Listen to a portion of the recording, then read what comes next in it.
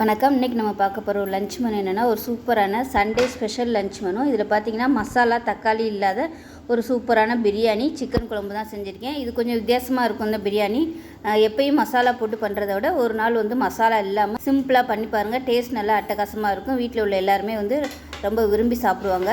So வாங்க இந்த biryani chicken குழம்பு எப்படி செய்யலாங்கிறத பார்க்கலாம். இப்போ ஒரு பவுலில் 1/4 கிலோ அளவுக்கு சிக்கன் எடுத்திருக்கேன். நீங்கள் 1/4 கிலோ கொஞ்சம் கூட எடுக்கிறதுனால எடுத்துக்கலாம். இப்போ நம்ம ஊற வைக்க போகிறோம். இந்த டம்ளரில் 2 டம்ளருக்கு நான் அரிசி எடுத்திருக்கேன், பாஸ்மதி அரிசி. ஸோ அதனால் இந்த டம்ளரில் 1/2 கப் அளவுக்கு எடுத்துக்கலாம். நீங்கள் 1 கப் எடுத்திங்கன்னா 1/4 கப்பு சேர்த்துக்கோங்க. இது நான் எடுத்துக்க அரிசியோட அளவு பார்த்திங்கன்னா 250 ml கரெக்டாக இருக்கும்.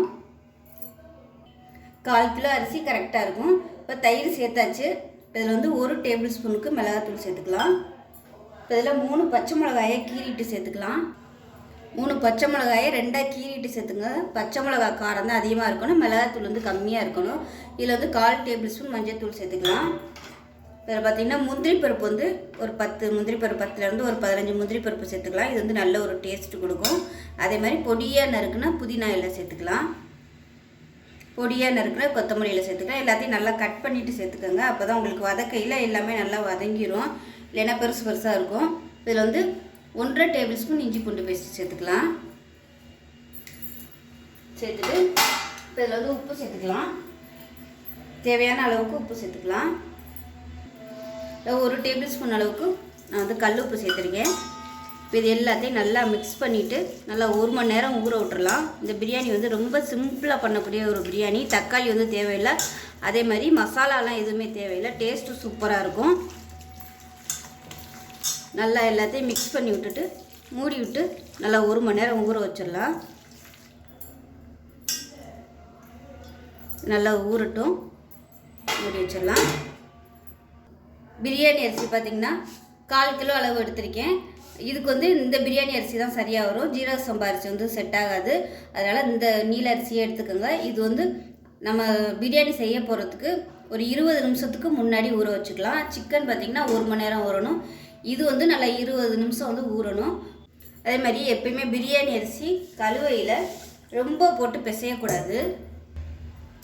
ரொம்ப போட்டு பிசைஞ்சோம்னா அதில் உள்ள வாசனையும் போயிடும். அதே சமயம் பிரியாணி அரிசி உடையிறதுக்கு வாய்ப்பு இருக்குது. அதனால் ஜென்டிலாக இந்த மாதிரி நல்லா இந்த மாதிரி கலந்துட்டோம்னா அதில் உள்ள அந்த வளவளப்பு தன்மை இருக்கும் பார்த்திங்களா, அது போயிடும். போனால் தான் உங்களுக்கு நல்லா உதிரி உதிரியாக கிடைக்கும். ஸோ அதனால் இந்த மாதிரி ஒரு 2 தடவை மட்டும் கழுவிட்டு தண்ணி ஊற்றி ஊற வச்சுக்கோங்க.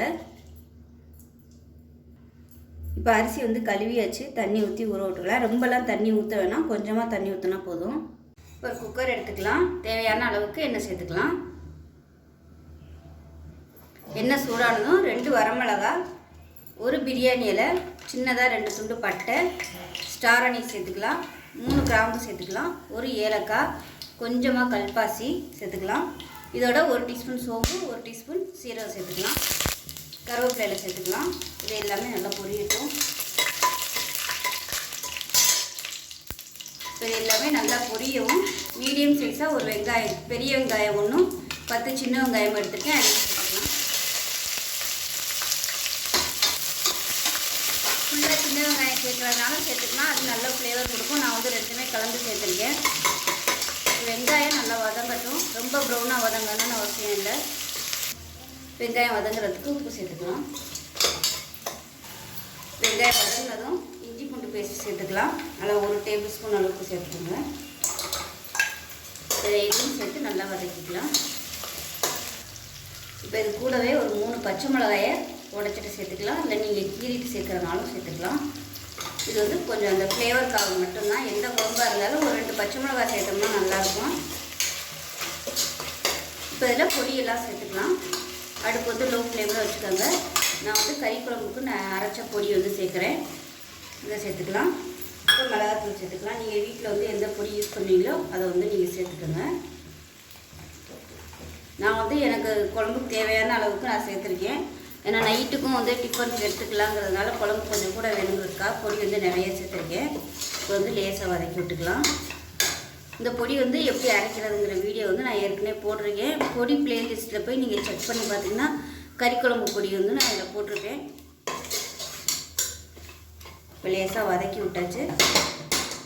இப்போ இதில் மீடியம் சைஸாக ஒரு 3 தக்காளி மிக்சியில் அடிச்சதை சேர்த்துக்கலாம்.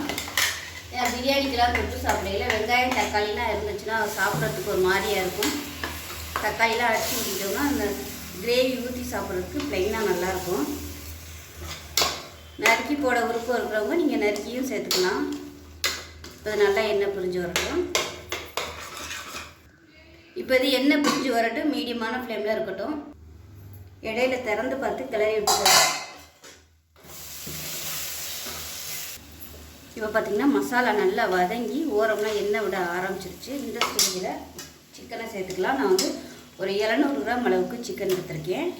இதை சேர்த்துக்கலாம்.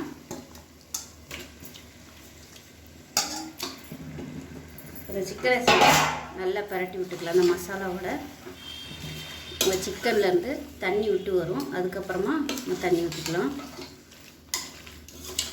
இந்த சிக்கனுக்கு தேவையான உப்பு சேர்த்துக்கலாம். இப்போ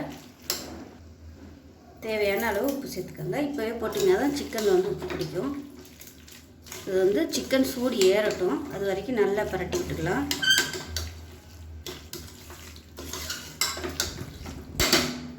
இது வந்து மூடி வச்சிடலாம். இப்போ மசாலா எல்லாமே நல்லா வதங்கிடுச்சு, சிக்கனும் நல்லா வதக்கி விட்டாச்சு. இப்போ இந்த ஸ்டேஜில் தண்ணி சேர்த்துக்கலாம். நான் வந்து தண்ணி சூடு பண்ணி வச்சுருக்கேன். திக்னஸ் பார்த்துட்டு தண்ணி சேர்த்துக்கோங்க. இந்த குழம்பு வந்து கொஞ்சம் கெட்டியாகவே வச்சுக்கோங்க. ரொம்பவும் தண்ணி ஊற்றிட வேணாம். ஏன்னா சிக்கன்லேருந்து தண்ணி விட்டு வரும். நம்ம தண்ணியாக வச்சுட்டோம்னா அப்புறம் அதுலேருந்து தண்ணி வரையில் ரொம்ப தண்ணியாக போயிடும் குழம்புனால. திக்னஸாகவே வச்சுக்கோங்க. ஏன்னா அது சிக்கன் வேறு சுருங்கி வரும். அதனால் தண்ணி வந்து நம்ம நிறையா ஊற்ற முடியாது, ரொம்ப தண்ணியாக போயிடும். பார்த்திங்கன்னா நல்லா திக்னஸாகவே இருக்குது. இதுக்கு மேலே நம்ம தண்ணி ஊற்ற வேணாம். அப்படி ரொம்ப கெட்டியாக இருந்துச்சுன்னா கூட நம்ம அதுக்கப்புறமா தண்ணி ஊற்றிக்கலாம். உப்பு செக் பண்ணி பார்த்துக்கலாம். இப்போ உப்பெல்லாம் கரெக்டாக இருக்குது. மூடி வச்சிடலாம். மூடி வச்சுட்டு சிக்கன் வந்து வேகிற அளவுக்கு ஒரு 3 விசில் இல்லை 4 விசில் விட்டுட்டு பார்க்கலாம். இப்போ நம்ம பிரியாணி செய்ய ஸ்டார்ட் பண்ணிடலாம். குக்கர் எடுத்துக்கலாம். இப்போ அதில் எண்ணெய் சேர்த்துக்கலாம். ஒரு 2லேருந்து ஒரு 3 ஸ்பூன் அளவுக்கு எண்ணெய் சேர்த்துக்கலாம். அதுக்கப்புறமா நம்ம நெய் வேறு சேர்க்க போகிறோம். இப்போ பார்த்திங்கன்னா எண்ணெய் சூடானதும் வெங்காயம் சேர்த்துக்கலாம். நல்லா மீடியம் சைஸாக 2 வெங்காயம் சேர்த்துருக்கேன். இந்த பிரியாணிக்கு வந்து மசாலாலாம் எதுவும் தேவையில்லை. மசாலா தக்காளி தேவையே இல்லை. இந்த வெங்காயம் நல்லா வதங்கட்டும். இப்போ பாருங்கள் வெங்காயம் நல்லா ப்ரௌன் கலரில் வதங்கிடுச்சு. இந்த அளவுக்கு வதக்கணும். இப்போ இதில் வந்து நெய் சேர்த்துக்கலாம். நெய் சேர்த்துட்டு ஊற வச்சுருந்த இந்த சிக்கனையும் சேர்த்துக்கலாம்.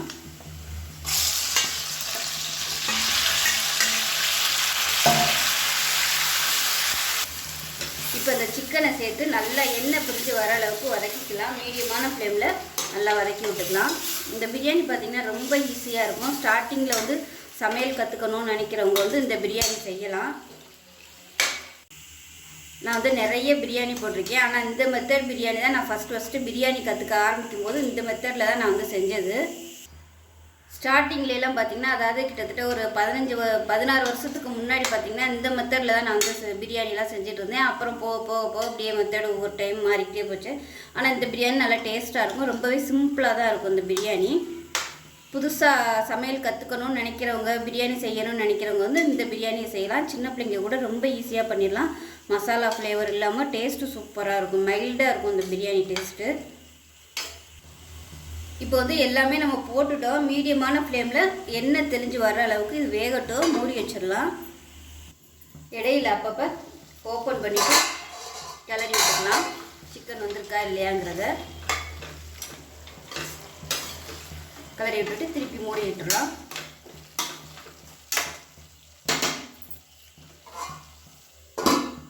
இப்போ எப்படி இருக்குன்னு பார்க்கலாம். இப்போ பாருங்கள் நல்லா அப்படியே எண்ணெய் பிரிஞ்சு வந்துருச்சு பாருங்கள். சிக்கன் வந்து வெந்துருச்சா என்னங்கிறத செக் பண்ணி பார்த்துக்கோங்க. நல்லா வெந்துருச்சு. இப்போ இதில் தேங்காய் பால் சேர்த்துக்கலாம். 2 டம்ளருக்கு வந்து அரிசி எடுத்திருக்கேன். ஸோ 3 டம்ளர் தண்ணி விடணும். இப்போ 2 டம்ளருக்கு மட்டும் தேங்காய் பால் சேர்த்துட்டு மீதி வந்து நம்ம தண்ணி சேர்த்துக்கலாம். இன்னும் 1 டம்ளருக்கு தண்ணி சேர்த்துக்கலாம். இப்போ இது 3வது டம்ளர். 3வது டம்ளரில் வந்து கொஞ்சம் ஒரு 1/4 டம்ளருக்கு மட்டும் தண்ணி வந்து நான் மிச்சப்படுத்திட்டேன்.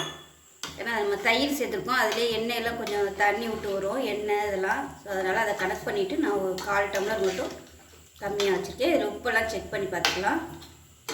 செக் பண்ணி பார்த்துட்டு இப்போ வந்து கொதிக்கட்டும். கொதிக்க ஆரம்பிக்கும் போது நம்ம அரிசியை சேர்த்துக்கலாம். இப்போ இது கொதிக்க ஆரம்பிக்குது. இதில் பார்த்தீங்கன்னா சின்னதாக ஒரு 1/2 மூடி எலுமிச்சம்பழம் வந்து புளிஞ்சிக்கலாம். ஏன்னா நம்ம தக்காளியெல்லாம் சேர்க்கல இல்லை, அதனால் அந்த புளிப்பு டேஸ்ட்டுக்காக நம்ம எலுமிச்சம்பழம் வந்து ஒரு 1/2 மூடி பிழிஞ்சு விட்டால் போதும். இப்போ கலந்து விட்டுறலாம். கலந்து விட்டுட்டு அரிசியை சேர்த்துக்கலாம். அரிசி நல்லா 20 நிமிஷம் ஊறிடுச்சு. கட்டாயம் 20 நிமிஷம் ஊறணும். 20 நிமிஷம் ஊறினா தான் இந்த 1 டம்ளருக்கு 1.5 பங்கு தண்ணி கரெக்டாக வரும். அப்படி நீங்கள் ஊற வைக்க டைம் இல்லை, அப்படி இன்ஸ்டண்ட்டாக உடனே பண்ணணும் அப்படின்னு நினச்சிங்கன்னா நீங்கள் வந்து 2 டம்ளர் தண்ணி வைக்கணும். ஸோ அது வந்து முக்கியம். இதே அளவு தண்ணி வச்சிங்கன்னா உங்களுக்கு அரிசி வந்து வேகாது, வித விதையாக இருக்கும். 2 டம்ளர் வச்சிங்கன்னா தான் கரெக்டாக வரும். இப்போ தான் லேசாக கலந்து விட்டுக்கலாம். ஏன்னா அரிசி வந்து நம்ம ஊற வச்சதுனால உடையிறதுக்கு வாய்ப்பு இருக்குது. அதனால் லைட்டாக கலந்து விட்டால் போதும். ரொம்ப போட்டு கீழே இருந்து மேலே வரைக்கும் கிளறணும்னு அவசியம் இல்லை. நல்லா கலந்து விட்டுட்டு உப்பெல்லாம் செக் பண்ணி பார்த்துக்கோங்க. கொஞ்சம் வந்து சுருக்குன்னு இருக்கிற மாதிரி இருக்கணும். உப்பு கம்மியாக இருக்குது, உப்பு சேர்த்துக்கலாம். இல்லைன்னா நீங்கள் அடி கரண்டியை வச்சு கூட நீங்கள் இந்த மாதிரி கிளறி விட்டிங்கன்னா உங்களுக்கு ரொம்பவே ஈஸியாக இருக்கும். இந்த ஓரம்லாம் வந்து அடி பிடிக்கும், அதனால் எப்பயுமே இந்த ஓரம்லாம் அப்படி எடுத்து விட்ருங்க. எடுத்து விட்டுட்டு இந்த மாதிரி பண்ணி விட்டிங்கன்னா உங்களுக்கு நல்லா அப்படியே சாதம் வந்து ஒட்டாது. இப்போ இதை வந்து மூடி வச்சிடலாம். லைட்டாக கொதிக்க ஆரம்பிக்கட்டும். இப்போ எல்லா சைடுமே பபிள்ஸ் வர ஆரம்பிச்சிருச்சு. இப்போ ஒரு தடவை லைட்டாக மிக்ஸ் பண்ணி விட்டுட்டு மூடி விட்டுடலாம். மூடி விட்டுட்டு 2 விசில் விட்டுட்டு ஸ்டீம் போனதுக்கப்புறம் பார்க்கலாம். இப்போ பிரியாணி 2 விசில் விட்டு ஸ்டீம்லாம் போயிடுச்சு. எப்படி இருக்குன்னு பார்க்கலாம். ஒரு 10 நிமிஷமாவது ஆகும் ஸ்டீம் போகிறதுக்கு. பாருங்கள், நல்லா நீளமாக அரிசி சூப்பராக வந்துருக்கு. இப்போ இதை கீழேருந்து மேலே வரைக்கும் அப்படியே மேலாப்பில் அப்படியே பரட்டி விட்டுக்கலாம். ரொம்ப போட்டு கிளற வேணாம், மேலாப்பில் அப்படியே பரட்டி விட்டுட்டு அப்படியே விட்டுடலாம். நல்லா அடியெல்லாம் பிடிக்கல, சூப்பராக வந்துருக்குது. நேரம் ஆக ஆக தான் உங்களுக்கு வந்து நல்லா உதிரியாக வரும். வந்து குழம்பு எப்படி இருக்குன்னு பார்க்கலாம். இப்போ பாருங்கள், குழம்பும் நல்லா அருமையாக வந்துருச்சு.